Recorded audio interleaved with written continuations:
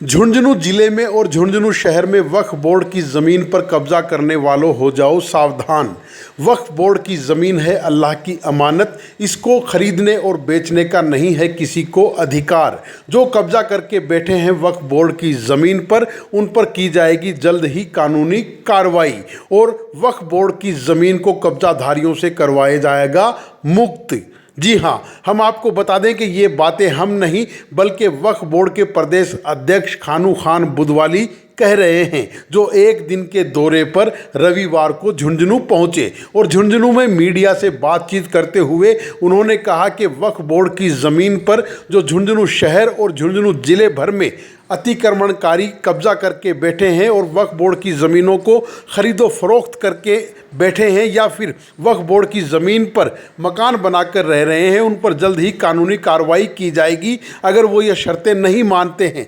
सबसे पहले जो बेशकीमती जमीन जो प्रताप सिटी पे जो जमीन है उसके बाहर के भूमाफियाओं को लाकर के स्थानीय कुछ लीगल जो हमारे साथ जो यहाँ के रहने वाले जो कुछ लोग हैं वो और झूठे केस कर करके उनको फंसा करके वो वक्त की जमीन को खुर्द बुर्द करने का कार्य किया। वो लोग भूमाफिया जमीनों को सबसे ज्यादा नुकसान हम निश्चित रूप से, चाहे अंसार कॉलोनी हो, चाहे सैदना चौक की दुकानें बचाने का कार्य हो, अफसाना जोड़ हो, जामा मस्जिद फॉरेस्ट हो, चाहे खांडीसा हो, चाहे कजरी का मामला हो, चाहे दरगाह हजरत का हो, चाहे उदयपुर वाटी का हो, चाहे उदयपुर वाटी मोड़ का हो या केड़ भाटीवाड़ का हो या इस्लामपुर का हो, ये जमीनें बहुत सारी ऐसी बेशकीमती जमीनें हैं जो कोई ना कोई व्यक्ति इन भूमाफियाओं के जो खास करके उनके साथ जो बेचने वाला अपराध से जो खरीदने वाला उससे बड़ा अपराधी या स्थानीय स्तर पे किसी न किसी पटवारी या तहसीलदार उस समय की किसी ने अगर रजिस्ट्री की है तो खाली इस्लाम कोई ड्यूटी के लिए, केवल वो ड्यूटी लेने के लिए कि सरकार को इसका बेनिफिट्स होगा, उस ड्यूटी से काम नहीं चलने वाला। अब वक्त की जमीनें दान की जमीन होती है, ये नॉट फॉर सेल होती है, नॉट फॉर रजिस्ट्री होती है उसमें, क्योंकि देवस्थान के यानी नाबालिग बच्चे माना गया है, नाबालिग व्यक्ति कभी भी रजिस्ट्री नहीं कर सकता। उसी तरह से इनकी कोई भी संपत्ति की अगर कोई व्यक्ति रजिस्ट्री करता है तो बिल्कुल नील एंड वाइड है। हाल ही में झुंझुनू शहर के कमरुद्दीन शाह दरगाह के सामने से वक्फ बोर्ड की ज़मीन पर से अतिक्रमण हटाया गया या फिर यूं कहिए कि अतिक्रमण करने वालों का अतिक्रमण तोड़ा गया। जल्द ही ऐसी कार्रवाई झुंझुनू शहर के शहीदान चौक, रोड नंबर 1, रोड नंबर 2, जमा मस्जिद के आसपास व झुंझुनू ज़िले के साथ साथ झुंझुनू शहर में जहां कहीं भी वक्फ बोर्ड की ज़मीन पर अतिक्रमण है उन पर यह कार्रवाई की जाएगी अगर वो ये शर्तें नहीं मानते हैं तो। कार्रवाई जो बड़ी दरगाह में की गई है, सबसे बड़ी तो उन भूमाफियों के द्वारा जिसको बेचा गया उन गरीबों के साथ उन्होंने कुठाराघात किया कि ये जमीनें हमारी है, आप इन जमीन को ले लीजिए, हमारा पट्टा है। अगर वो हम चाहते हैं कि वो स्थानीय व्यक्ति हमारी मदद करे, हम उनको किराएदार बनाते हैं, हम लीगलाइज करने की बात करते हैं और उन पैसों से अगर आता है जहां जहां हमारी जमीनें खाली, हम कोशिश कर रहे हैं, अभी कुछ हमने बजट कलेक्ट किया, कुछ गवर्नमेंट से भी ले रहे हैं कि जो जमीनें हैं उन पे कहीं ना कहीं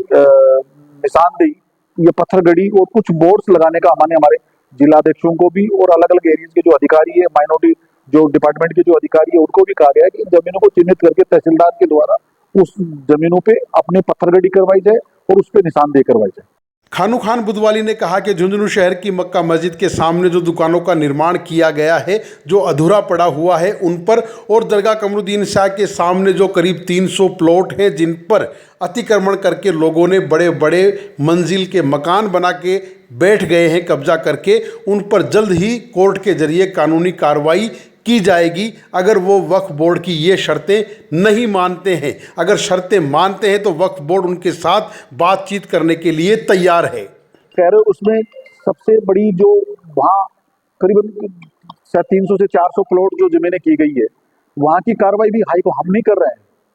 मेरे से पहले पूर्व में भी जो यहाँ के स्थानीय व्यक्तियों के द्वारा हाईकोर्ट गए, जो 2022 का जो केस है उनका डिसीजन है, लेकिन हम हांडीपुरा में भी करना चाह रहे हैं कार्रवाई, वहाँ भी अभी चल रहा है, क्योंकि हांडीशाह जो है उसके अंदर भी चल रहा है। हम चाहते हैं बगड़ जो चौराहा है जो वहाँ पे जो एक धनी व्यवसायी के द्वारा कब्जा किया है, उसमें भी अभी जो इस्लामपुर वाला जो इश्यू है काफी मीडिया में भी आया, हमने बोर्ड ने जितना स्थानीय लोगों ने हमारी मदद की उसके खिलाफ भी हम कर रहे हैं, केड़ के अंदर भी कर रहे हैं। हम ऐसी कोई